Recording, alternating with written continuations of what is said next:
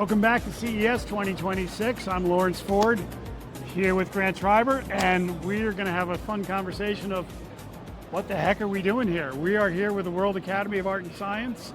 We are here with Human Security for All, the United Nations Trust Fund, and of course CES 2026 and Conscious Capital Foundation. That's a whole bunch. So let's unwind really what this magic is. I mean, for you listeners right now, we got this huge area here around all of this amazing innovation right behind the scenes right now, which maybe we'll edit in. We've got CES Innovation Awards 2026 Showcase. So all of the awards that we were actually judges on, that's right, as well this year, which is an honor, are here. And we'll be interviewing a lot of those people later on today. But let's unwind a little bit. World Academy, me, of course, for the listeners, I'm a senior fellow at the World Academy of Art and Science, which is quite an honor. I will tell you on a personal note, Grant has come in and is really doing an amazing leadership job at the Academy. There's a lot of moving parts, and I see the hard work. I see the hard work you do, man, and it's really, really wonderful because you have an organization, my words, and actually Gary Jacobs, who is the CEO, I think forgives me often when I say it this way, but he actually, I think, thinks it's okay. I always say it was started by Oppenheimer and Einstein when Oppenheimer said, oh shit, how do we put the genie back in the bottle? Yeah.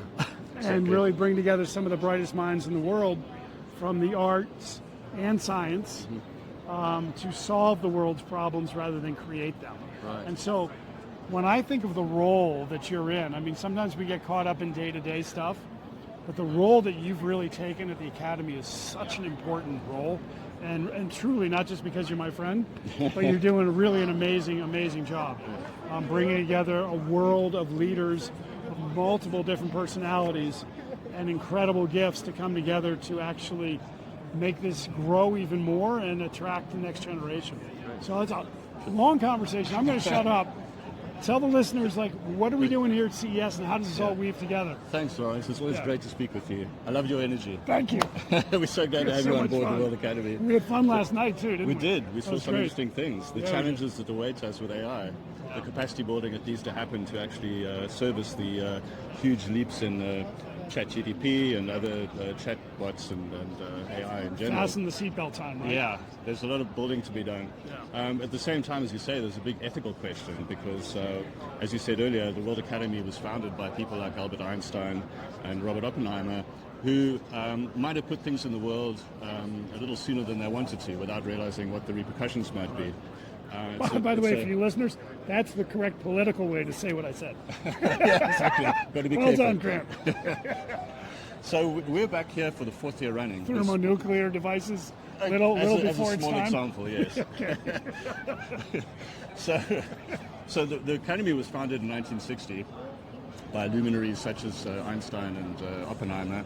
And when we first approached CES 4 years ago, we were running the Human Security for All campaign, which was a campaign that we're doing in conjunction with... This was what, 4 years ago? 4 years ago, So we're talking 2022, was yes, it? Okay. around 2022. 2022. So we kicked off a campaign with the United Nations Trust Fund on Human Security.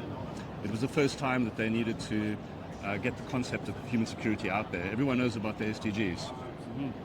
They're all these brightly colored little logos, 17 sustainable goals. The concept of human security was actually coined about 30 years ago, but not many people know about it, and everyone always asks, what is human security? Anyway, to briefly put it, it's looking after individual needs first. So you grow human security from the inside out. A lot of people feel by putting a ring of fire, a ring of military or policing strength around a situation, you're making it safer, which in some situations is the case. But So like protectionism Exactly, around a but- region. yeah, Because a lot of times people talk about human security, it's like, hello. When we talk about human security, Human security. What we're is human talking about security? typically, I think a lot of minds go to homeland security, That's right. regional protection. Military security Right. and armaments. Yeah. So, if you look at a lot of countries that have very strong military, you will find that if you look inside the country, it's actually very poor in many ways. the basic amenities aren't working. There's no water, there's no food, the human rights are bad. So having a strong ring of fire around your country does not always necessarily mean it's Right. a great Because country. if you haven't taken care of the Maslow Yeah, lower end of exactly. the triangle, then you've got issues. Exactly, and it's not only today. I mean, if you look back in history, it's a formula that has worked very well for many countries. You'll see the same patterns happening. And what's the formula that's worked well? Well, it hasn't worked well. It Okay. hasn't Just worked wanted to well at make all. sure, Actually, right. when you Okay, when you have too much military strength, the inside of the country can actually be neglected. So Yes. it's national security at the expense of human security, individual security. Yes. So if you start looking after the individual first, if you grow a strong individual, a strong family, a strong community, a strong city, it radiates out from the center, and that means that everything is Individual, strong from the center outwards. Family, what was next? City, community, city. And so after you get individual and family, you really when you move into more societal, you're also integrating, my words of course and my blinders here, but your purpose into how you activate outside into the world, which includes how you're going to be bringing in capital to take care of your lower base Exactly. needs, right? There's Okay. there's a business case to be made for human security. It doesn't just happen automatically by itself. That's what I meant to say. Exactly. It needs to be funded, and somebody needs to pay for it. Yeah. So we actually have fellows within the World Academy who are actively looking at how to fund the sustainable goals at the moment, which is it's a big task. It's going to take trillions of dollars. I was on one of those panels and boards and at the UN for a while, and Right. it's a challenge. It is a challenge. It's because something that can be, the 17 Sustainable Development Goals, which I know and have worked with well, first of all, don't necessarily fit into easy boxes within commerce and capital. Exactly. And second of all, they're tough to measure sometimes. And third of all, the incentives are against measurement. Yeah. And our systems don't measure the externalities of those behaviors. In Right. fact, they reward them. Yes. So it gets very difficult. Right. Yeah. I was at the United Nations many years ago where, for the very first time, the General Assembly chamber was not full of politicians. It was full of business people from around the world. When was this? That was the launch of the UN Business Compact. Ah. And it was When was that? Oh, that was about 10 years ago. Yeah, at it was a long least. time ago, Long yeah. time ago. Yeah. But it was a defining moment for me, especially because I It was realized right about the beginning time I started working, a Yes. little bit before with the UN. Yeah. yes, you were a pioneer in that field Yeah. as well. You realize that business has Came a in a role little to play. behind you, I think. Yeah. But It's not going to happen, by itself. It needs to be you've got to nurtured. follow the money, follow Exactly. the incentives, right? Incentives, not money. Sorry. So I just wanted to get back to the reason we're here.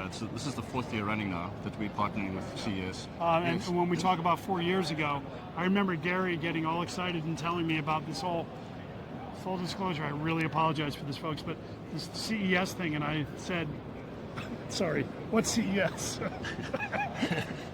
So Along with what's I human apologize security, to everybody. it's a commonly asked question. Yeah. Clearly, I know better now. But that's Walt, and Walt really brought this Yeah. here. So say a few words about Sure. that for him, Walt- because we're missing him this year as well. Walt, That's right. hello, we love you so much. Thanks for everything you've done. The But reason we're here is because of Walt Stinson, who's a fellow of the World Academy. He's also an honoree of the Lifetime Achievement Award section of CES. alongside who that year? Steve Jobs, I believe. We've all heard that name, We're right? in good company. Yeah. And so it was Walt's genius that looked at human security, the campaign we had just launched on behalf of the United Nations. He was involved with CES, and he realized there was a strong connection. Yeah. And amazingly, nobody could see it at the time. Everyone was saying, what's human rights got to do with tech? Or worse, what's CES? Yeah, people Sometimes. thought this was just a big gadget show where you came to look at the next shiny big thing. Yeah. But in fact, if you come to CES, and it's huge, there are about 140,000 people every year who attend, you realize that the world's decision makers are all here. The people who actually put that device in your hand a year from now are all here. And if you can influence the conversation around where the world's going, the fact that you need to build an ethical voice and an ethical dimension into your products around human security or being good for the planet in some way, I think it's a good start. Yeah. So we're here And primarily... also innovation is good business, Oh, it is. right? I mean, there's two ways. One is influencing the innovators, but then the innovators influencing the old school industry, right? And the big disruptors. I mean, that's the fun today.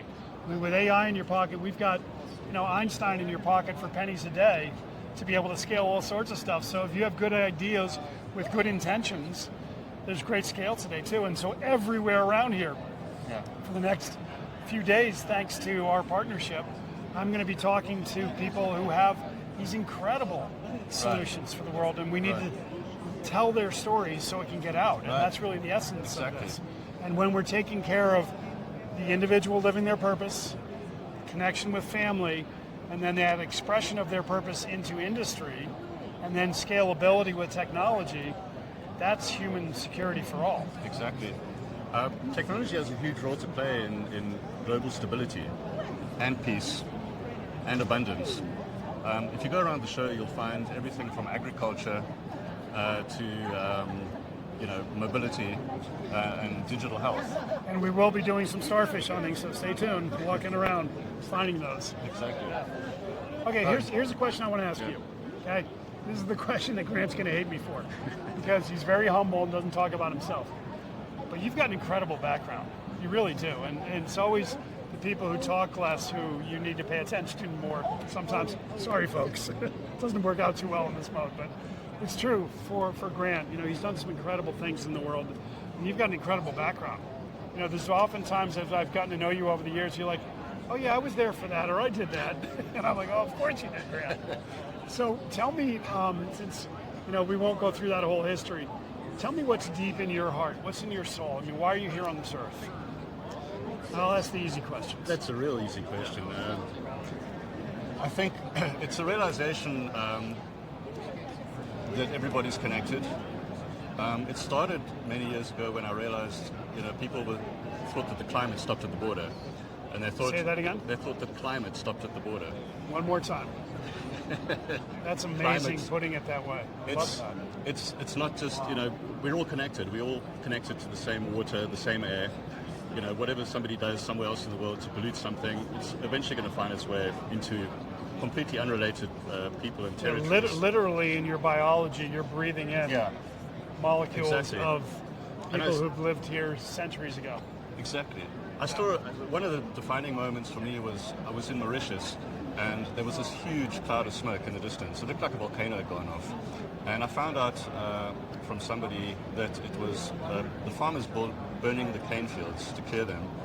And I just thought, why would you do that? Surely there must be a way of reusing that into something else and making it more productive. But the main problem was they were just throwing a match at it and hoping it would just burn away. And you multiply that by millions of farmers around the world. And even though I was in a foreign country that wasn't mine, and home for me was South Africa at the time, which was thousands of miles away, I got outraged and angry at seeing the smoke in Mauritius. And it made me realize that everything's connected, as I said. So, I don't see anything in isolation. And one of the things that struck me, I spoke to Ron Garan, the astronaut, many years ago, and he was telling me... I'm friends with Ron? Oh, I didn't know that. See, here we go again. I would say, hey, Grant, I got a really good friend. His name is Ron Garan. And you'd say, I know Ron. See, live. Can't make this up. Exactly. I love Ron. I was just talking amazing. to him last week because I was interviewing another astronaut. And said you guys know each other, and they're best friends. That's right.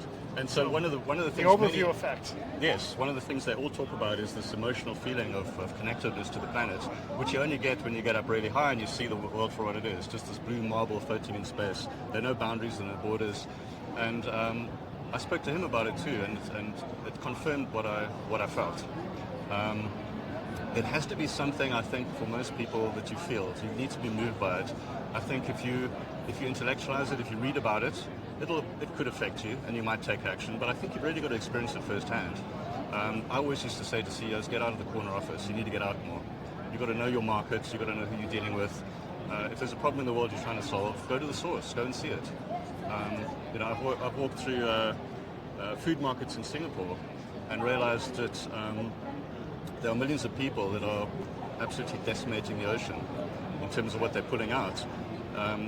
In other countries, you have people that are looking at it and being very careful about the cup they're recycling.